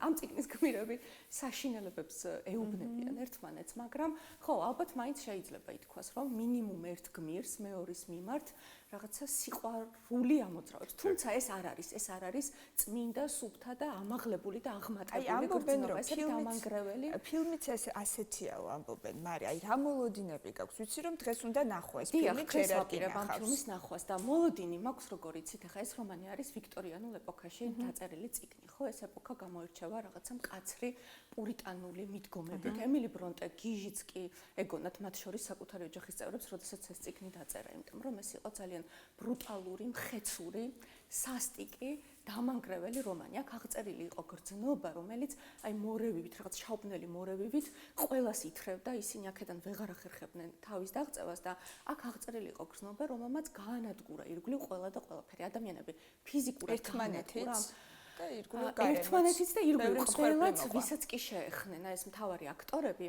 კეთრინი და ჰიტკლიფი, ხო, მართლაც აი ქარბორბალასავით დატრიალდა ეს მათი ურთიერთობა, რომელსაც არ ვიცი ახლა მაყურებელი სიყვარულს დაარქმევს თუ რას დაარქმევს, მაგრამ მთელ ამ ამბავში შეიძლება სიძულვილი უფრო მეტიც კი იყოს, ვიდრე სიყვარული. თუმცა სიყვარულიც არის აუცილებლად ჰიტკლიფის მხრიდან. რა მოლოდინი მაქვს ეკრანიზაციის მიმართ, ახლა რამდენადაც რილსებს და ტრეილერებს და ტიზერებს ვუყურე. წეგან ვიქტორიანული ეპოქა ვახსენე და წიგნი იწერებოდა ეს გიჟური წიგნი მართლა, მაგრამ წიგნში არ არის ასე ხაზგასმული და პედალირებული, აი ვნება და ფიზიკური მიზიდულობა. ვერც იქნებოდა, იმიტომ რომ იმ ეპოქის ესთეტიკაში ეს არანაირად არ ჯდება. ცენზურაც არ არის, აი ვერც კი წარმოიდგენს იმ ეპოქის მწერალი, ვთქვათ, რომ რაღაც ამდაგვარები დაწეროს, მაგრამ ხალი რო წერს ესეც მით უმეტეს ხალი რო წერს, იმიტომ რომ ხალები იშვიათად არიან მაშინ ლიტერატურაში წარმოდგენილები, მანამდე ჯეინ ოსტინიან, მერე თვითონ დები ბრონტეები, ელიზაბეთ გასკელი, ჯორჯ ელიოტი, რომელიც კაცი ჰგონიათ ხოლმე, მაგრამ ხალია სინოპტილეში და მოკლედ არ არიან ხალები, ცოტანი არიან და მით უმეტეს ახლა ხალის მხრიდან ხო რაღაცა ისეთი იყო. მიუღებელი იქნებოდა აუცილებლად, მაგრამ ამ წიგნში სტრიქონებს შორის ნამდვილად იკითხება, ვთქვათ, ეს ფიზიკური მიზიდულობის მომენტი. ამიტომ მე ველოდები, რომ 21 საუკუნის ეკრანიზაციაში ჭარბად იქნება წარმოდგენილი აქცენტი ამაზე. ხო, ამბობენ კიდეც რომ არის ესე გარკვეული. ხო, აი ეს მოლოდინი მაქვს, რომ ის რაც კუთვნილობა უკვე აქვს და შესაბამისად ის რაც წიგნში არ ითქვა, ალბათ ფილმში ითქმება. თუმცა, რა ვიცი, ვერაფერს გეტყვით, მე ამ რეჟისორის ისევ ჯეიკობ ელორდის მონაწილეობით ერთი ფილმი მაქვს ნახი და საკმაოდ მომეწონა, ისიც ლიტერატურულ მოტივებზე იყო. ეს იყო ივლინ ვოს ბრაიტჰედში დაბრუნების მოტივებზე შექმნილი ფილმი Saltburn და არ იყო ცუდი. და რა ვიცი, ნახოთ რა იქნება ეკრანიზაცია. თუმცა თქვენი შტაბ-შტილებები გაუზიაროთ ჩვენს მაყურებელს, ქალბატონო მარი, საინტერესოა ამ წიგნის და შემდგომში უკვე ეკრანიზაციის მთავარი მესიჯი საზოგადოებასთან. ეს არის არკეში ჩავიხედოთ ყველამ ერთად. ეს არის რაღაც ჩვენი ბნელი მხარეები. მე პრე არ მინახავს ეს ფილმი და არ წამიკითხავს წიგნი. საინტერესოა ვისაუბროთ აი მესიჯზე, თუნდაც იმ პურიტანული საზოგადოებისადმი, რაც თქვენ ახსენეთ. თუმცა მარადიულია მხოლოდ პურიტანული საზოგადოება. მithumetes თუ მარადიულია. თქვენ რა შტაბ-შტილებები დაგჭათ, გაგვიზიარეთ, საინტერესოა. მესიჯი რა არის? მესიჯი ალბათ ის არის, რომ სიმართლე რომ გითხრათ, არ ამგონია რაღაც ასე კონკრეტული სათქმელის გადმოსაცემად დაეწერა. ვფიქრობ, განსაკუთრებული გამოცდილება არ არის, ხო, გარკვეულწილად. პირადი გამოცდილება არ არის, მას არ ყოლია, არა, დადასტურებულად, ნამდვილად მას არასოდეს ქონია პირადი ურთიერთობები. არ ყოლია შეყვარებული. საერთოდ საკმაოდ კარჩაკეტილ ცხოვრებას ეწეოდნენ დები ბრონტეები, როგორც მაშინ ზოგადად გოგონები ეწეოდნენ ხოლმე. კარჩაკეტილ ცხოვრებას და აი მთავარ მესიჯებს უფრო მისი დების ნაწარმოებებში ამოვიკითხოთ, თუ მაინც და მაინც მესიჯის წაკითხვაზეა საქმე. ხა შარლოტ ბრონტე, ენ ბრონტე, ხო ისინი წერენ თქვათ ქალების განათლებაზე, უფრო დამოუკიდებლობაზე, აი ოჯახიდან გასვლაზე, მაგრამ ემილი ბრონტე ხო კონკრეტულ სათქმას კი არა ეუბნება საზოგადოებას, არამედ გვაჩვენებს, რომ სიყვარული შეიძლება ასეთიც იყოს. რომ თუ კი ჩაგრავენ, აუცილებლად როგორც კი ძალაუფლება ჩაგივარდება ხელში, იქცევი ჩაგვრელად. აი თავარი მე რაც ამოვიკითხე, მაგრამ იყო ზუსტად ეგ, რომ არაფერს არ გვასწავლის სიყვარულზე და არ კარნახობს, უბრალოდ ეს არის რაღაცა გამოცდილება, არაფერს გვასწავლ, ნუ გაიმეორებ სახლში. საკუთარ ემოციებში ჩაგვახედებს კიდევ ერთხელ და იქ ჩვენ უნდა განსაზღვროთ უკვე გარკვეული ფილტრი ჩვენზე დამოკიდებული. ნებისმიერ ამბავმა ადამიანი უნდა გახადოს უკეთესი, ხო? ეს არის ალბათ დანიშნულება, ან უბრალოდ გათვითცნობიერებული გავხადოს ნებისმიერ ფანტაზიაში, რომელიც ავტორს აქვს. ჩვენს ბნელ მხარეებში თვითცნობიერებს მაშინ ასე ვიტყოდი უფრო ეს ფუნქცია აქვს ალბათ ვიდრე სიყვარულის არსსა და რაობაში. თეორია არსებობს. ჯეინი არის ემილი ბრონტესიაო. ვერ დავეთანხმები ამ თეორიას, იმიტომ რომ ეს ორი ტექსტიზმით ემილის. მისტიციზმით არა, უფრო აი გოტიკის ელემენტებს ორივე შეიცავს, რაც გარკვეული ლიტერატურული ტრადიციებით არის განპირობებული, იქ როჩესტერის ცოლი ვთქვათ, ეს დანგრეული თორნფილდ ჰოლი, მთხრობელიც ორივე შემთხვევაში მნექალია, ეკონომიკალი, რომელიც ამბავს ყვება იქ მისის ფეიერფაქსი და აქ ნელი, ხო? ანუ რაღაც ერთსა და იმავე წერტილს ირჩევენ, მაგრამ ეს ორი წიგნი რადიკალურად განსხვავდება ერთმანეთისგან ენობრივი ქსოვილითაც და შინაარსითაც. იქიდან გამომდინარე, რომ ჯეინ ეარი მაინც გაცილებით უფრო ოპტიმისტურია და მე ვიტყოდი უფრო რომანტიკულიც, ხოლო ქარიშხიან უღელტეხილში არაფერი არც ოპტიმისტური ოპტიმისტური და მით უფრო არც რომანტიკული. უფრო პოპულარული მოსაზრებაც არის, რომ ეს წიგნი შესაძლოა ეკუთვნოდეს ბრონველს, მათ ძმას, მეოთხე ბრონტეს, რომელიც მხოლოდ ლექსებით არის შემორჩენილი და მისი მეგობრები ეწმუნებოდნენ კიდეც, რომ ბრონველის ხელნაწერი ჰქონდათ ნანახირით, როცა ის ქარიშხან უღელტეხილს წერდა, მაგრამ არც ეს არ არის დადასტურებული და ცოტა მწყის კიდეც, როცა ქალს უპირებენ ხოლმე ასე წართმევას, არა, კაცსაც მწყის ხოლმე, როცა წართმევას უპირებენ ტექსტის, მაგრამ მაინც ამას ქალი ვერ დაწერდა ასეთ ბრუტალურ რომანს და აუცილებლად კაცის დაწერილი უნდა იყოს ეს რაღაცნაირ ცოდვასაც. მარი, იცი რა მეინტერესებს, აი მინდა რომ ჩავეტიოთ დროში და აი ესე ზოგადად მინდა შევადაროთ კლასიკა და მასში აღწერილი სიყვარული და თანამედროვე ლიტერატურა. ახლა რა სკანდირებენ, რას გვეუბნებიან მწერლების სიყვარულზე, რა სხვაობას ხედავთ? საზოგადოება გვეუბნება, რომ სიყვარული აუცილებლად უნდა იყოს კომფორტული, აუღელვებელი, აუმღრეველი და თავს არ უნდა გაგრძნობინებდეს ცუდად. თანამედროვე მწერლებიც ხო ზოგჯერ გვეუბნებიან ამას. აი კლასიკურ რომანებში კი პირიქით ხო, აი წამახსენე შექსპირული ნებები, ეს ტერმინია ხო, შექსპირული ნებები ტრილერებს თავისი შურის ძიებებით, მკვლელობით, ხო, განწირვით, არ ვიცი, პირდაპირ ფიზიკურად ეწირებიან სიყვარულს. ხო, რა თქმა უნდა, ცოტა განსხვავდება ხო თანამედროვე გაგება ერთმანეთისგან. შვილებსაც რომ ვესაუბრებით სიყვარულზე, ალბათ გვირჩევნია უთხრათ, რომ სიყვარული უნდა იყოს რაღაც ისეთი კომფორტული, არა, პირიქით, კომფორტული და ნაკლებით კივილის მომგვრალი, მაგრამ სინამდვილეში მე ვფიქრობ, რომ კარგი რომანები სწორედ აი იმნაირ სიყვარულზე იწერება, ტოქსიკურს რომ უწოდებენ ხოლმე, დღეს არ მიყვარს ეს სიტყვა, შხამიან სიყვარულზე. ყოველთვის დიდი რომანები უფრო გართულებულ ურთიერთობებზე იწერება. მაგალითად რომელი მარი, რომელს ურჩევდი ჩვენს მაყურებელს? ყველა, მე მგონი ყველაც მახსოვს. აუ, თანამედროვე რომანი გამახსენდა პირველი ახლა. ეს არის მარგარეტ ეტვუდის ბრმამკვლელი, რომელიც ჩემი ერთ-ერთი ყველაზე საყვარელი სასიყვარულო წიგნია და ასევე ცოტა ისეთი ვიცი რომ გაურებული მოსაზრებები ამასთან დაკავშირებით, მაგრამ სასიყვარულო რომანებიდან მე ძალიან უზომოდ მიყვარს ორხან ფამუქის უმანკოების მუზეუმი თანამედროვეებიდან. აი, საინტერესო რჩევებიც ხო, მოდი ძველებიდანაც გითხარ. ძველებიდან ცალსახად ერთმნიშვნელოვნად ეს იქნებოდა ჩარლს დიკენსის დიდი იმედები.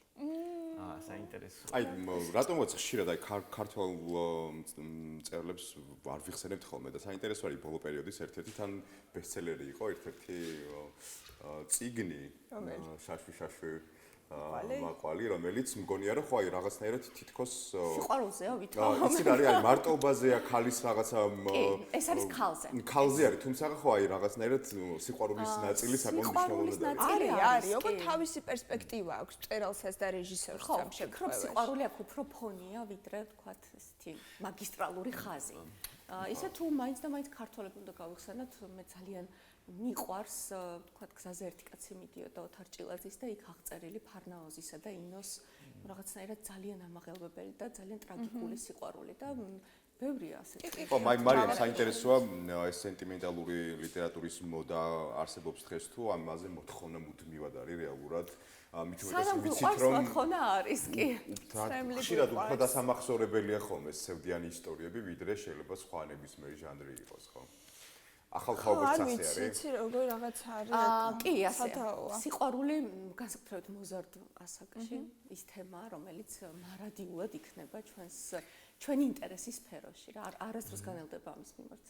მარი, თქვენ ახსენეთ და საინტერესოა მაგალითად იმისათვის, რომ მოზარდებმა, თუნდაც თინეიჯერებმა არ იფრინონ ღრუბლებში, რათა შემდეგ არ დაენარცხონ მყარმიწას, რა რომანს ურჩევდი მათ, რომ აი რეალურად მიიღონ შეგრძნებები, ემოციები და არ გასცდნენ რეალობას. გიორგი, მე ვურჩევდი რომ იფრინონ და მიწასაც დაენარცხონ, იმიტომ რომ ხო, აი ეს მუდმივი არიდება ყველაფრის, ტკივილის არიდება, მე მგონია რომ საბოლოო ჯამში რაღაცნაირად ცუდად მოგიბრუნდება. ამიტომ რატომაც არა კაცო იფრინე ცხვირიც. წაიმტვრიე ხო. რაღაცა შეცდომაც შეიძლება ხო, რაღაც ასაკში დაუშვა, მოზარდობის ასაკში ნამდვილად. პრინციპში ამით ფასდება ხო ამ გამოცდილებებით ადამიანის ცხოვრებას. ამ გამოცდილებებით ფასდება ადამიანის ცხოვრებას. ეს ქმნის ადამიანად მე ვიტყოდი, ეს ქმნის საბოლოოდ იმად, რადაც ვიქცევით ხოლმე, როდესაც აი ეს ახალგაზრდობა უკან რჩება და საბოლოოდ ხან ხანში შევდივართ. ნუ ხანში როგორ ახლა აი? ხო, გამოსასაკუთრებით. შუა ხანი. წიგნებზე საუბარს აუცილებლად უნდა შევეხოთ ჩვენ სამაგიდო რაღაც ცალკე მდგომ ნაწარმოებს, ხო, ვეფხისტყაოსთან, სადაც აღწერილია სიყვარულის სხვადასხვა სახეობა, მტირალი და მიჯნური მამაკაცები რამდენად არსებობენ დღეს, ესეც საინტერესოა. თუმცა აი ამ წიგნის გარდა, ორი სიტყვით ამ წიგნსაც შევეხოთ, დღეს თანამედროვე ლიტერატურაში თუ ეთმობა დრო სიყვარულს. ხო, ვეფხისტყაოსანი მართლაც ალბათ არა, ყველაზე მნიშვნელოვანი წიგნია ქართველებისთვის და რა ვიცი, შეიძლება ითქვას, რომ ჩვენი ეროვნული იდენტობის ფორმირებაში უდიდესი წვლილი აქვს ამ წიგნს და ასევე უდიდესი წვლილი აქვს ჩვენს გაგებაში, ნამდვილად აი სწორად აღნიშნეთ, როგორი უნდა იყოს სიყვარული, ხო, აი ბოლომდე შეწირული, თავგანწირული, მხოლოდ სიყვარული არა, მეგობრობა ალბათ კიდევ უფრო ამ წიგნში.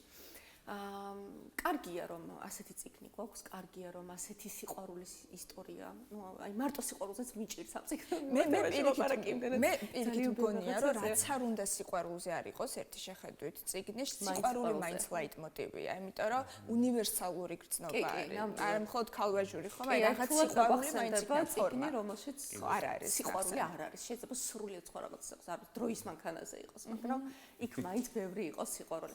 კი, თანამედროვე წიგნებში ნამდვილად ბევრი სიყვარულია, ძალიან ბევრი სიყვარულია, რამდენიმე აი წეგან ბრმამკვლელი ვახსენე, თუნდაც ეგეც მანდაც სიყვარულია, რა ვიცი, ჩემი საყვარელი რომანია ერთ-ერთი ასევე სასიყვარულო ანა გავალდას უბრალოდ ერთად ძალიან მიყვარს ფილმიც არის მასზე გადაღებული. კი, არის. სიყვარული არის და პარფიუმერი რამდენად სასიყვარულო. ვერ ვიტყოდი სასიყვარულოს, ნამდვილად ვერ დავარქმევდი პარფიუმერს რაღაცა. თუმცა სასიყვარულოა მაინც. სიყვარულზეც არის. ხო. აი, ეგეთი კონტროვერსიული შეგრძნებაა სიყვარული. დიდი მადლობა, მარი. მადლობა თქვენ. მადლობა, მარი. ჩვენი სტუმარი და ვისაუბრეთ საინტერესოდ. ემილი ბრონტე იყო ინსპირაცია ჩვენი საუბრის და მარის რომ დავიმშვიდობებით ისევ ემილიზე ვაგრძელებთ საუბარს. მადლობა რომ დაგვითმეთ დრო.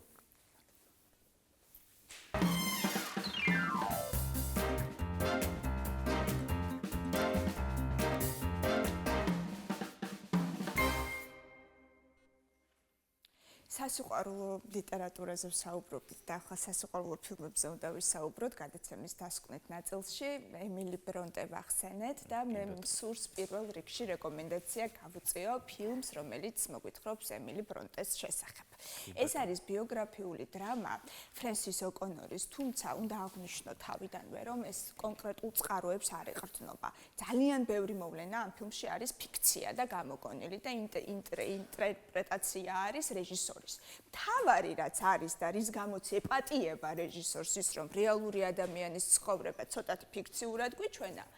თავარი არის ის, რომ ეს არის ემოციური პორტრეტი ქალის და რეჟისორი იკვლევს საკუთარ ახალგაზრდა იყო, ხო, ემილი ბრონტე, როცა ქარიშხლიანი უღელტეხილი დაწერა 27-28 წელს.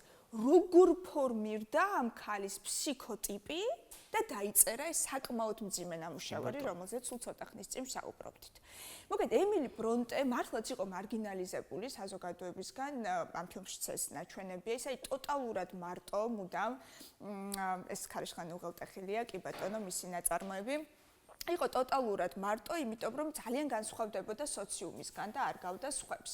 მას ფაქტობრივად არ ყავდა მეგობრების, მეგობრობდა მხოლოდ თავის ძმასთან და ვახსენეთ მისი ძმაც, რომ იყო შემოქმედი პოეტი, თუმცა რაღაც მომენტში მათ ურთიერთობაშიც ხდება კი რაღაცა განხეთქილება. შარლოტა ბრონტეს პერსონაჟი საკმაოდ გამაღიზიანებელია ამ ფილმში, იმიტომ რომ აბსოლუტურად არ ესმის თავისი დის. შარლოტა არის უფრო მიწიერი, ემილი კი ყველაფერს აბსტრაქტული სახით და აბსტრაქტული თვალით ხედავს. მერკანტულია შარლოტა უფრო ვიდრე შეიძლება ესე ვთქვა.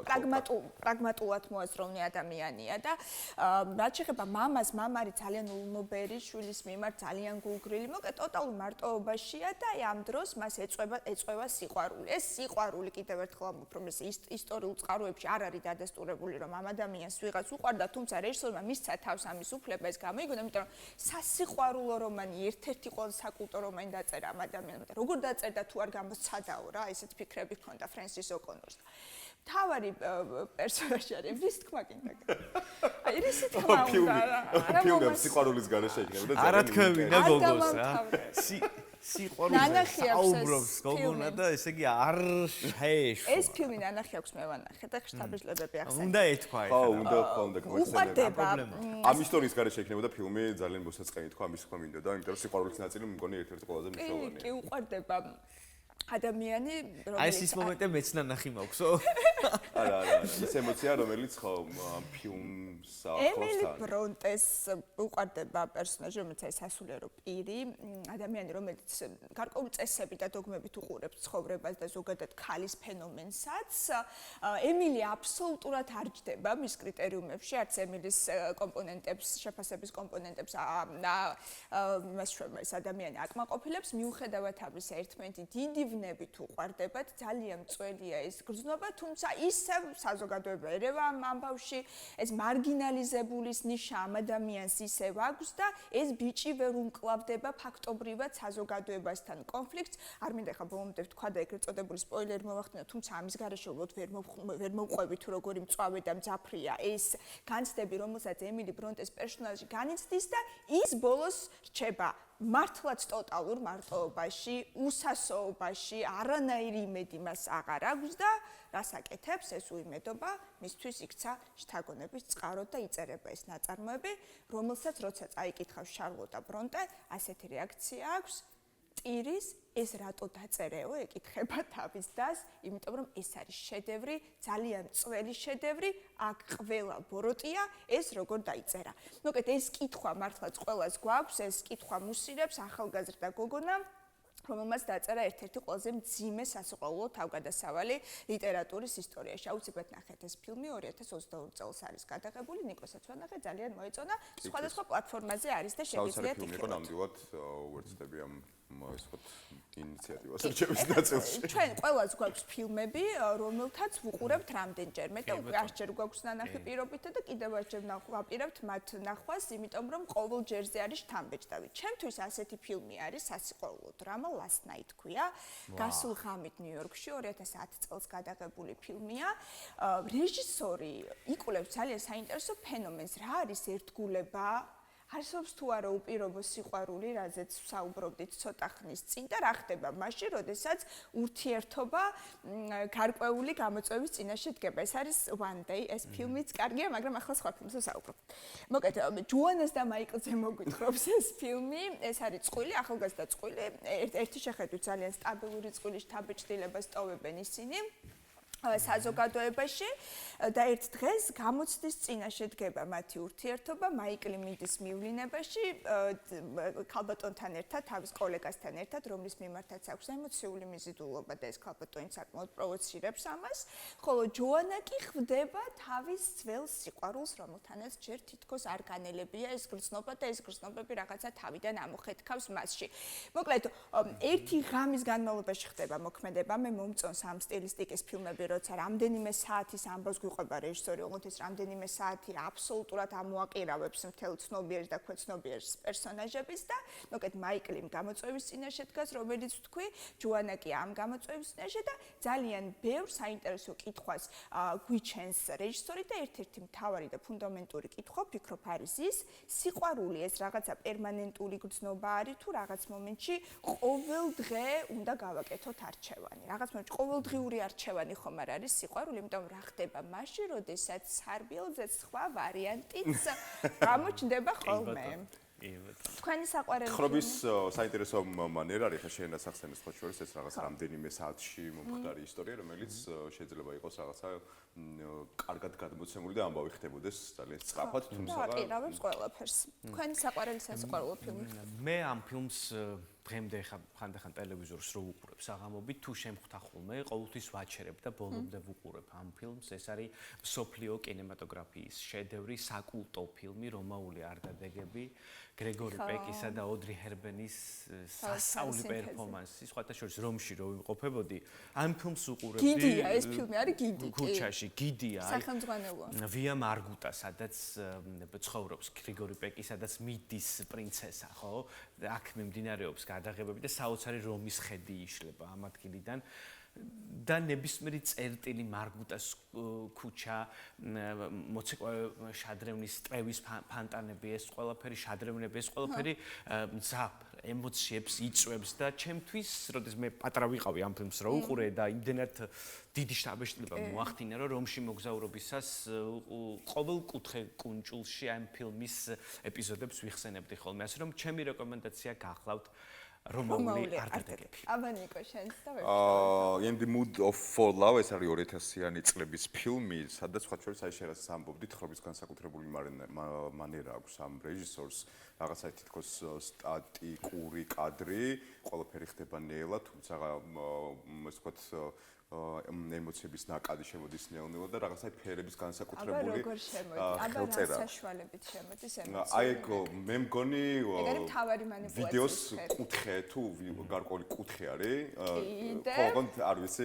მაგას რა ქვია კიდევ არის ერთი მანიპულაციის ხე ხოლმესაც და სხვა შორის ხო აი რაღაცნაირი ფერთა კომბინაცია აქვს აი როგორ იცი თითქოს რაღაცნაირად რომელიღაც სტილოზე გგონია თავი 60-იანი წლების ჰონკონგში ხდება მოქმედება რაც ვფიქრობ რომ კიდევ უფრო მეტად საინტერესო მოგეთ ეს ფილმი ვინც არის იცი საუცებად იცი ამ ფილმის საუნდტრეკი ეს ხო ნინა როტას საუნდტრეკი შემოქმედებიდან ერთ-ერთი კომპოზიცია კი ჩამესმის გონებაში ფაქტობრივად ფილმში არაფერი არ ხდება მოქმედების თვალსაზრისით ძალიან მინიმალურია მოქმედებები მუსიკა იმდენად შთამბეჭდავია რომ ამ ფილმის შთაბეჭდებებს თავს ვერ დააღწევთ რამდენიმე დღის განმავლობაში ეს ხელწერა ჩვენი გადაცემა ნელ-ნელა დასასრულს მივახლოვდა. საინტერესო გამოვიდა, ვისაუბრეთ სიყვარულზე, ემოციებზე, მოკლედ ყველა თემას შევეხეთ. გადაცემის დასასრულს მინდა ჩემთვის განსაკუთრებულ ადამიანს მივულოცო დაბადების დღეს. დღეს ბათუმისა და ლაზეთის მიტროპოლიტის მეუფე დიმიტრის დაბადების დღეა. მე გულითადად და მოგრძალებით ვულოცავ მას იუბილეს და ჯანმრთელობას და მხნეობას ვუსურვებ ჩვენი რეგიონის და საქართველოს საკეთილდღეოდ. გილოცავთ და გეფერებით მეუფე. დიდი მადლობა ყურადღებისთვის. გემშვიდობებით.